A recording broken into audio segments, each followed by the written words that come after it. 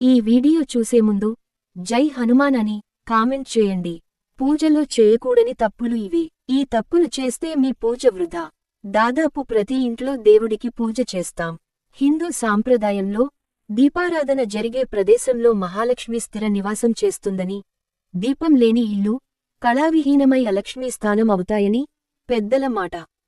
పూజ చేసేటప్పుడు ఈ తప్పులు చేస్తే మాత్రం మీరు పూజ చేసినా ఫలితం ఉండదు. పూజ చేసేటప్పుడు పొరపాటున కూడా ఏ తప్పులు చేయకూడదు ఇప్పుడు మనం ఈ వీడియోలో చూద్దాం. చాలామంది స్త్రీలు ఇంట్లో పనులు ముగించుకుని 12 గంటలకు మిట్ట మధ్యాహ్నం పూజలు చేస్తూ ఉంటారు. కానీ మిట్ట మధ్యాహ్నం అస్సలు పూజలు చేయకూడదు. స్త్రీలు జుట్టు విరబోసుకుని పూజ చేయకూడదు. తల స్నానం చేశాక జుట్టుకు నీరు కారుతూ పూజ చేయకూడదు. ఇంటి ముందు ముగ్గు లేకుండా అస్సలు పూజ చేయకూడదు. దేవుని పటాలను కనీసం వారానికి ఒక్కసారి అయినా తప్పనిసరిగా శుభ్రం చేయాలి. సాయంత్రం పూట దేవుని పటాలను శుభ్రం చేయకూడదు.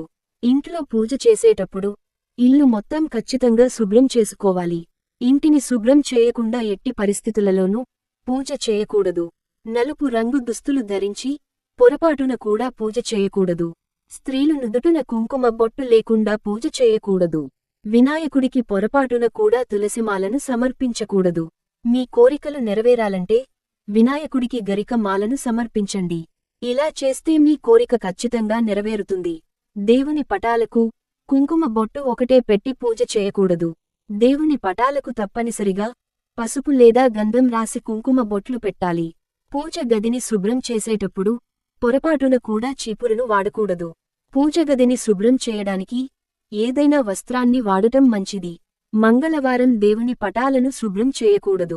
నీళ్లతో కడిగిన పూలను దేవుని పూజలో ఉపయోగించకూడదు అని పండితులు చెబుతున్నారు. స్నానం చేయకుండా దేవునికి నైవేద్యం తయారు చేయకూడదు. స్నానం చేయకుండా దేవునికి సమర్పించే పూలు కోయకూడదు. వాసన చూసిన పూలను పూజలో దేవునికి సమర్పించకూడదు. కింద పడిన పూలను కూడా పూజలో వాడకూడదు.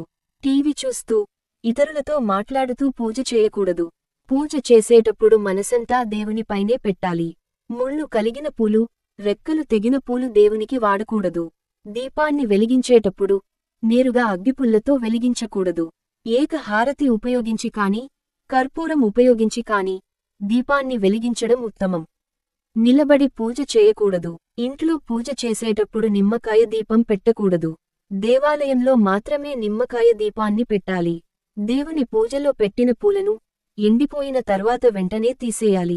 చిరిగిపోయిన దేవుని పటాలకు, మాసిపోయిన దేవుని పటాలకు, రూపం కూడా కనిపించని దేవుని పటాలకు పూజలు చేయకూడదు.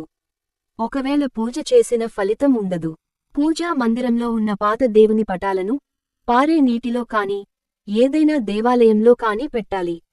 అంతేకాని పాత దేవుని పటాలని ఎక్కడ పడితే అక్కడ వదిలేయకూడదు.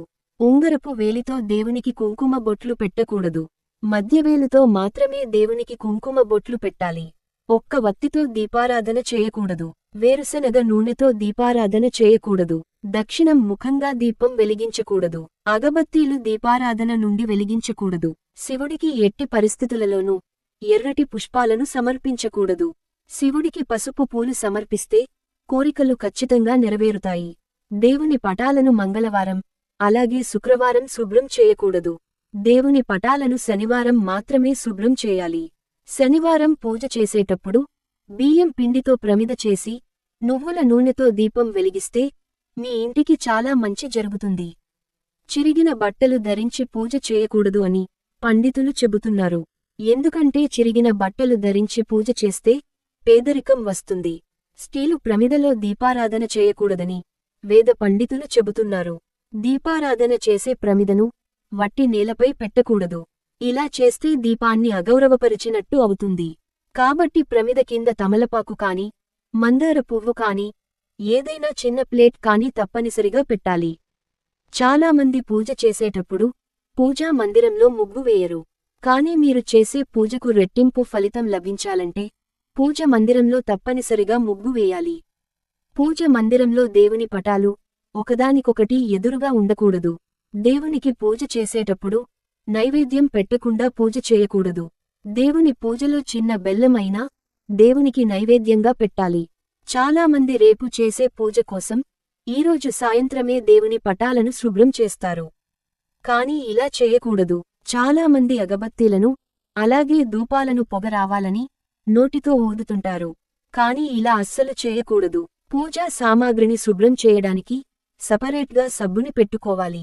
అంతేకాని పూజ సామాగ్రిని శుభ్రం చేయడానికి, అలాగే ఇంట్లోని వస్తువులు శుభ్రం చేయడానికి ఒకే సబ్బుని వాడకూడదు.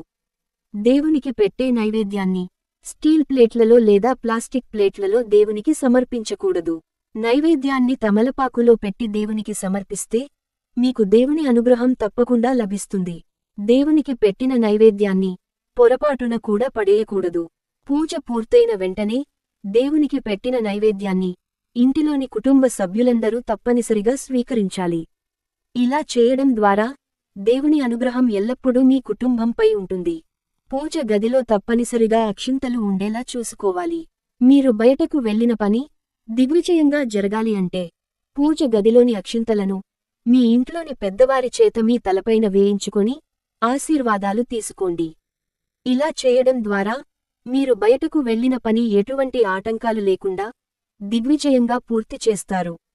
తథాస్తు దేవతలు ఎక్కువగా యజ్ఞాలు, యాగాలు, పూజలు జరిగే చోట సంచరిస్తూ ఉంటారు. కాబట్టి సాయంత్రం చేసే పూజలకు చాలా శక్తి ఉంటుంది. సాయంత్రం సమయంలో 6 గంటల నుండి 7 గంటల మధ్యలో పూజ చేసి దేవునికి నమస్కరించి మీ మనసులో ఏది కోరుకున్నా తథాస్తు దేవతల అనుగ్రహం వల్ల మీ కోరికలు త్వరలోనే నెరవేరుతాయి. సాయంత్రం చేసే పూజ 1000 రెట్లు ఎక్కువగా పుణ్యప్రాప్తిని ఇస్తుందని వేద పండితులు చెబుతున్నారు. అలాగే తథాస్తు దేవతలు తిరిగే సమయంలో దేవాలయాలకు వెళ్తే ముక్కోటి దేవతల అనుగ్రహం పొందవచ్చు అని పండితులు చెబుతున్నారు. ఈ వీడియో మీకు నచ్చితే జై శ్రీరామ్ అని కామెంట్ చేయండి.